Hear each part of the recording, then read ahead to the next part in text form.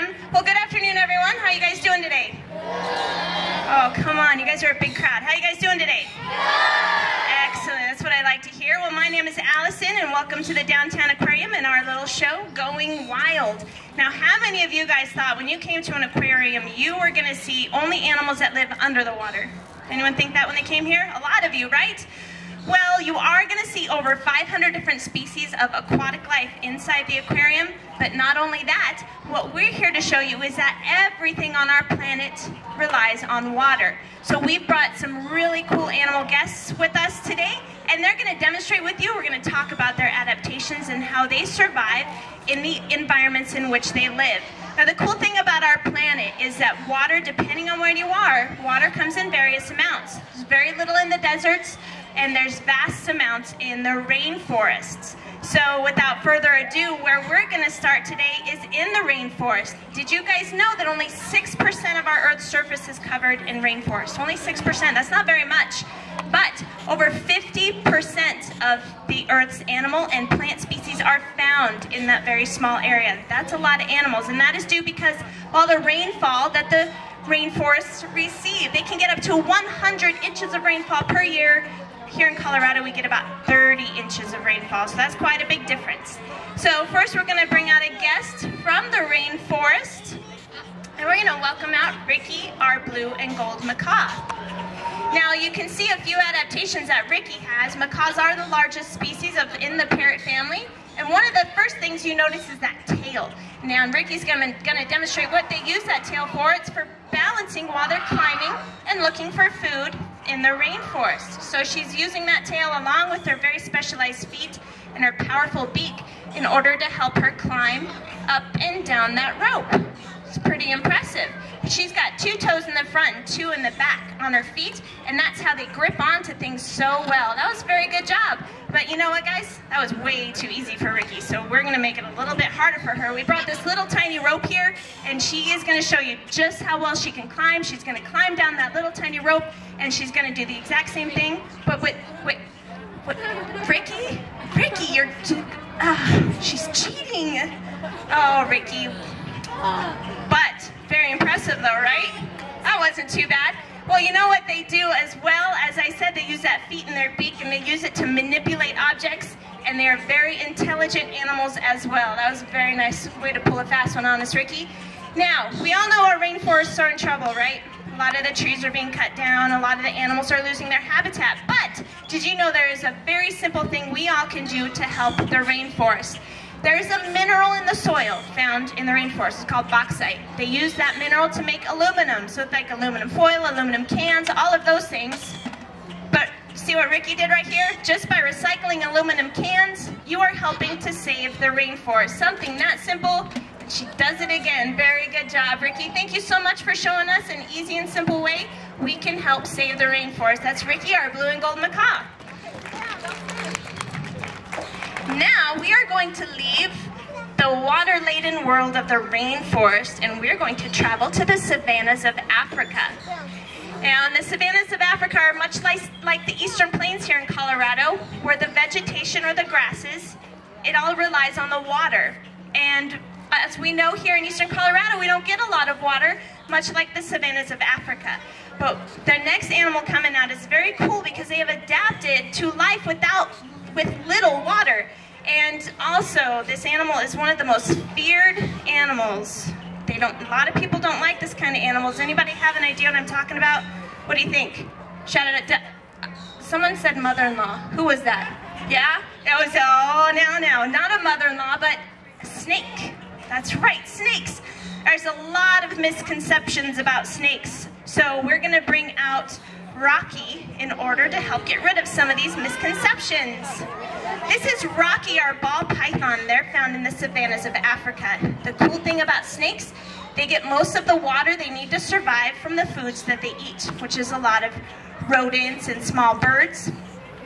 But we're going to use this opportunity, and Rocky's going to help us get rid of some myths about snakes. And I need my help from my assistant, Gabriella. Would you mind coming up here to join us, please? Come on over here by me, Gabriella. Now, who thinks snakes are slimy? Got any snake Slimy snake people out here? Yep. What do you think, Gabriella? Do you think they're slimy? No. No? Well, you want to touch Rocky right here on his back with 2 fingers and tell us what you think. Slimy, not slimy? No. No? A little bit hard, kind of dry, right? Yeah, very good. Thank you very much.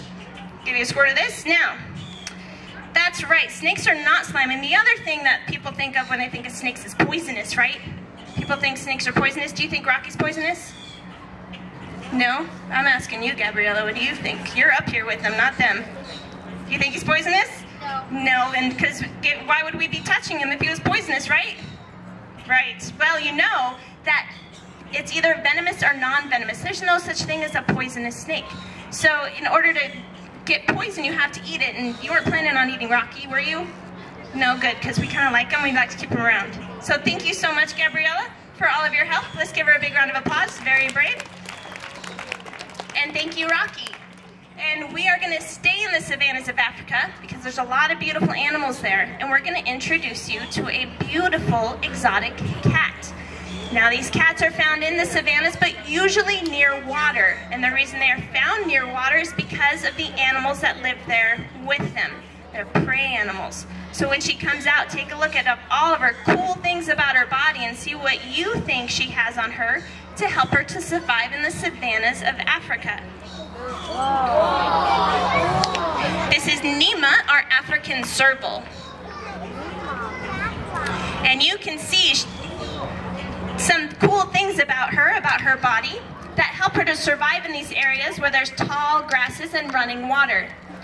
Now what they do is, how do you think that she would find an animal to eat, like a mouse or a bird, with water running in these tall grasses?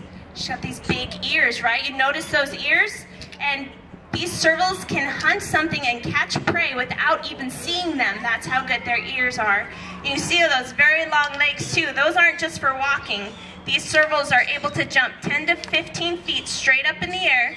Very nice, just like that. That was easy for Nima, but that was a great demonstration of how well they can leap and how excellent they are at jumping. And they do that in order to catch birds right out of the sky in order for them to eat. Well, Nima, that was an excellent job.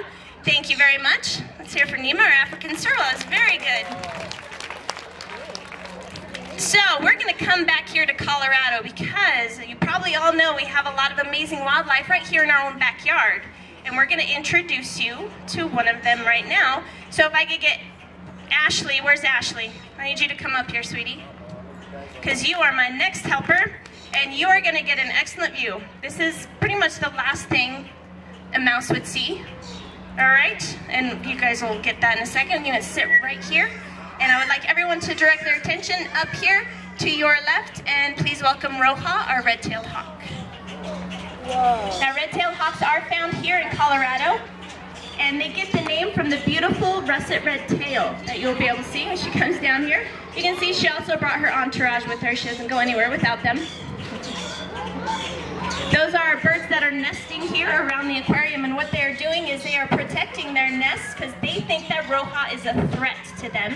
However, she is not in any way, shape, or form interested in them or their nests,